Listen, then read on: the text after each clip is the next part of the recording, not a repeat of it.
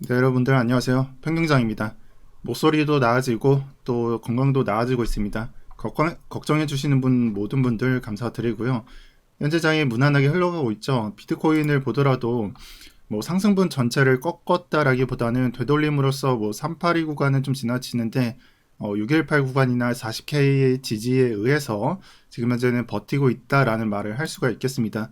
자, 그렇다면 루나에 대해서 바이낸스 USD 말고 루나 USDT 차트 보게 되면은 앞으로 이렇게 반등이 존재하는 코인을 저는 찾겠다. 3월에는 그게 숙제가 될 것이다 라고 말을 했었는데 그 면에서 제가 매수했었던 코인인 이 아톰 코스모스가 좀 꽤나 괜찮은 모습을 보여주고 있습니다. 이 코인이 사실 이번에 좀 업데이트가 되면서 다시 상승분을 누리고 있고 이 전고점을 한 번 더 터치해 줄 수 있는 그런 약간 차트가 만들어지고 있기는 한데 그것까지는 너무 좀 욕심일 수도 있을 것 같아서 아직까지는 너무 뭐 이 코인은 뭐 얼마 가겠다 이런 말씀은 안 드리겠지만 체인 형식의 코인으로서는 상당히 괜찮은 코인에 해당합니다.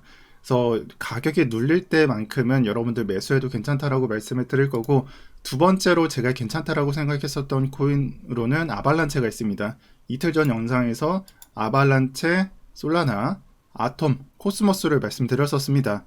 아발란체 차트를 보게 되면은 제가 괜히 뭐 약을 팔고 있다거나 아니면 차트는 안 좋은데 왜 좋게 생각하냐 이렇게 생각하실 수도 있는데, 그건 최근에 있었던 아발란체 언락 물량이 스테이킹 물량이 풀려서 바로 가격에 영향을 준 데 있습니다. 그와 비슷하게 볼 수 있는 거는 루나죠. 루나가 스테이킹으로 가격 상승을 도모했지만 하락장에서 완벽히 무너지는 그런 차트를 보여줬었습니다.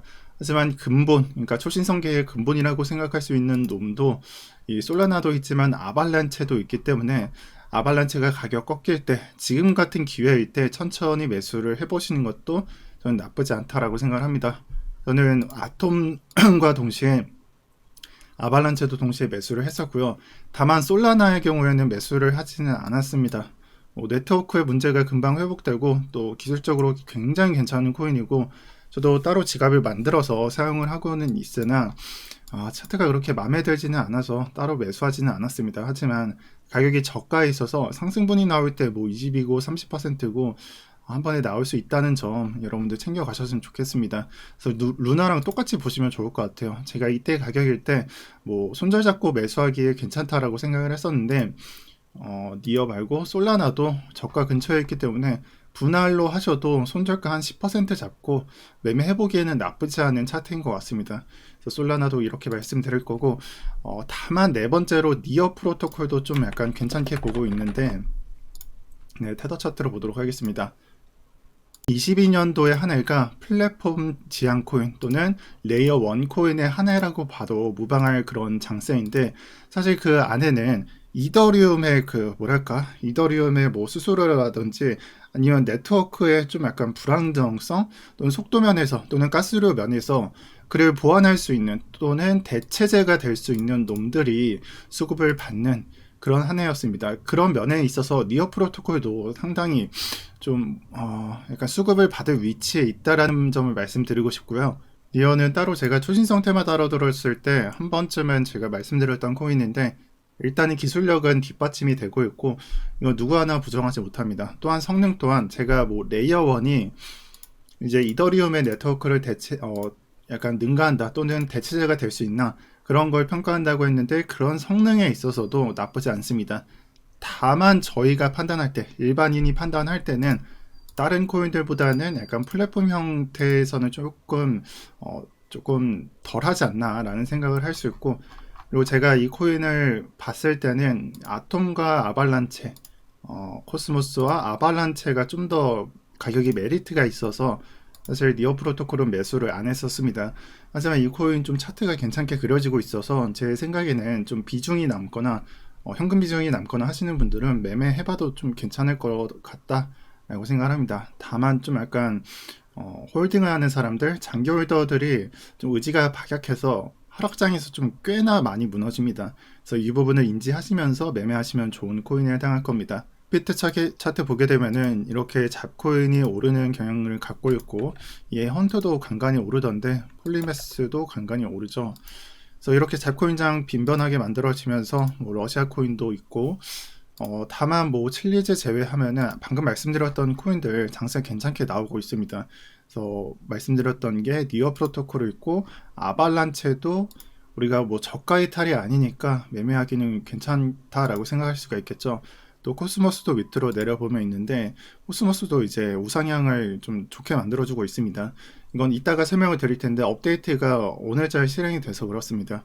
그래서 뭐 괜찮게 보셔도 좋을 것 같고, 또 추후에 제가 추가를 하겠지만 이 코인도 저는 괜찮다라고 생각을 합니다. 이거는 제가 나중에 설명을 드릴게요.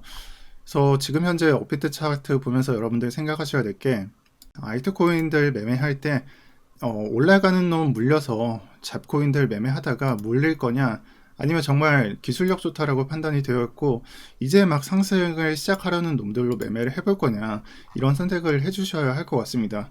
그래서 뭐 단타로서는 이런 코인들 매매해도 좋은데, 저는 오늘 방송에서만큼은 뭐 단타에 대해서는 말씀드리지 않으니까 참고 부탁드리겠습니다. 그래서 뭐 저가에 매수하기 위한 코인들은 많죠. 주메이저들 다 저가잖아요. 네, 이더리움 클래식도 그럴 거고요. 근데 왜 이런 코인들 무시하고 왜 제가 말씀드리는 코인들 사야 되냐, 이런 생각을 한번 해볼 필요가 있을 것 같습니다. 저는 루나 차트를 보면서 저는 이런 코인들 매매하고 있다쯤 말씀드리겠습니다. 그래서 굳이 루나를 따라가지 않는다면은, 이런 차트를 따라가지 않는다면 이런 코인들을 살 이유가 없겠죠.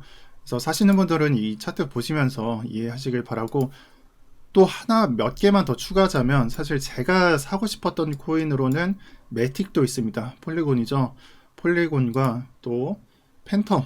팬텀도 제가 이전에 한번 샀었는데 너무 하락량이 좀 많이 나와서 그냥 짧게 손절하고 나왔던 코인인데 다시 또 좀 상승을 하고 있네요.